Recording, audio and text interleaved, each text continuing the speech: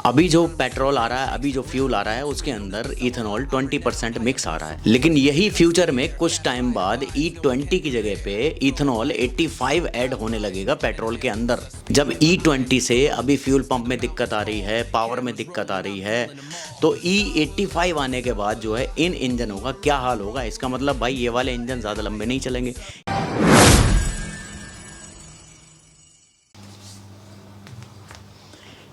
E20 के बाद अब E85, E20 क्या कम था जो अब E85 और E100 लाने की तैयारी करी जा रही है। क्या क्या बोला तूने? ये ठीक नहीं है बिल्कुल भी।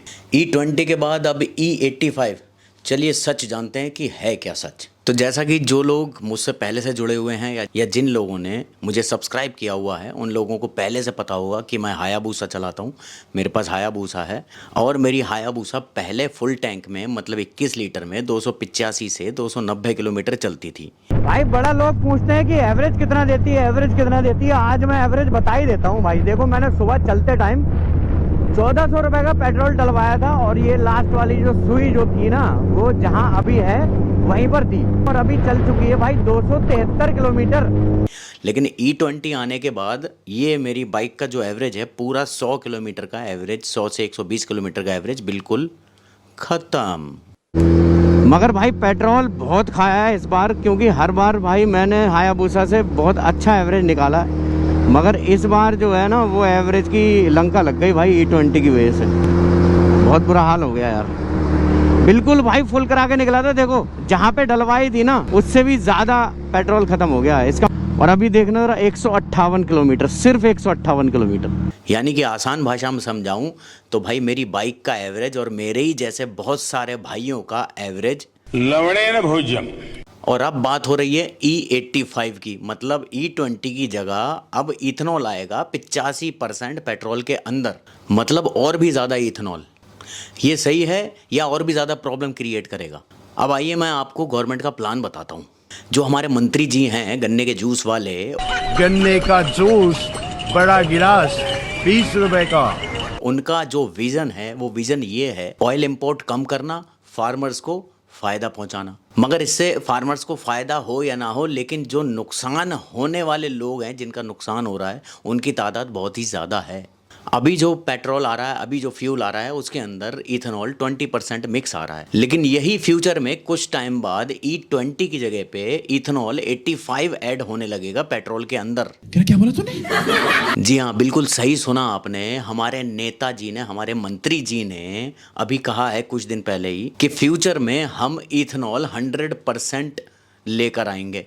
मतलब पेट्रोल बिल्कुल गायब हो जाएगा और इथेनॉल से टोटल गाड़ियां चलेंगी। तो भाई मैं सिर्फ यही बोलना चाहता हूँ और यही पूछना चाहता हूँ कि 100% इथेनॉल से जब गाड़ियां चलेंगी तो 100% इथेनॉल से गाड़ी चलने वाले इंजन भी तो पहले डेवलप करो भाई, पहले डेवलप करो इंजन, उनकी R&D करो, सब चीज़ करो, फिर उसके बाद आगे आप बढ़ाओगे तो ज़्यादा अच्छा होगा। अभी मार्केट में बहुत सारी करोड़ों गाड़ियाँ, करोड़ों मोटरसाइकिल ऐसी हैं जो पुराने इंजन पे ही चल रही हैं और उसके अंदर E20 डलने की वजह से बहुत ज़्यादा प्रॉब्लम होने लगी है, जिसमें से मेरी बाइक भी एक है। आप में से किस किस की बाइक और किस किस की कार में E20 की वजह से प्रॉब्लम आनी स्टार्ट हुई है, मुझे कमेंट करके ज़रूर बताना भाई, क्योंकि मैं ये जानना चाहता हूँ कि इस रेस में या फिर इस E20 में मैं अकेला तो नहीं हूँ, या सिर्फ मेरे साथ ही E20 की वजह से प्रॉब्लम आ रही है।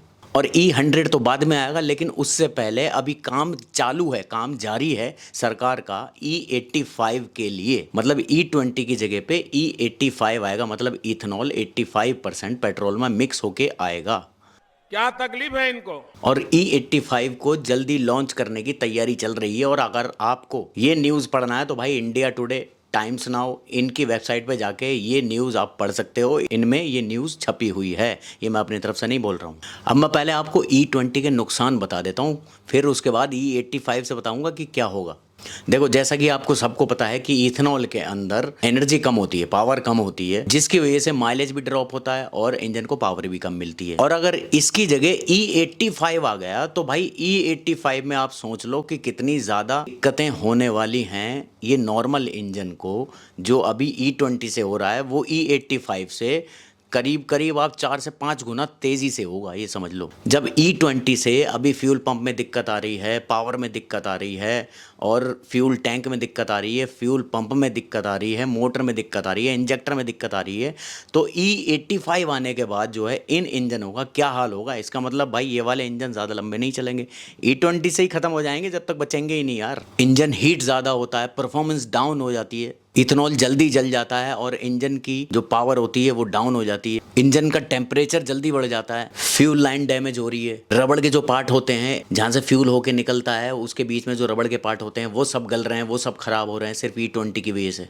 और E20 जो है वो वाटर एब्जॉर्ब करता है, उसकी वजह से टैंक में मॉइस्चर आ रहा है, रस्टिंग बढ़ रही है। और अगर आपने भाई अपनी बाइक या कार को थोड़ा लंबे टाइम के लिए कहीं खड़ी करके आप चले गए, तो भाई फिर तो आपकी बाइक का या आपकी कार का बेड़ा गर्क ही समझो E20 की वजह से। और अगर E85 आ गया तो सोचो क्या होगा। और लॉन्ग राइड पे टेंशन ही बनी रहती है भाई बंदे को, चाहे लॉन्ग राइड हो चाहे लॉन्ग ड्राइव हो। हर इंजन जैसे E20 नहीं झेल पा रहा है ना, उसी तरीके से E85 तो बिल्कुल ही नहीं झेल पाएगा, ये समझ लो आप। सिर्फ फ्लैक्स फ्यूल इंजन ही E20 और E85 झेल सकते हैं सिर्फ, और वो इंजन अभी डेवलप हो रहे हैं और होने में बहुत ही ज़्यादा टाइम लगेगा। कंटिन्यूअस यूज़ में भाई वेयर एंड टियर बहुत ज़्यादा जल्दी फास्ट होगा, स्पेशली हाई परफॉर्मेंस बाइक और हाई परफॉर्मेंस कार के अंदर। ये कॉमन लोगों के लिए शायद ही ठीक है, मगर परफॉर्मेंस बाइक और कार लवर्स के लिए एक बहुत बड़ा कंसर्न है।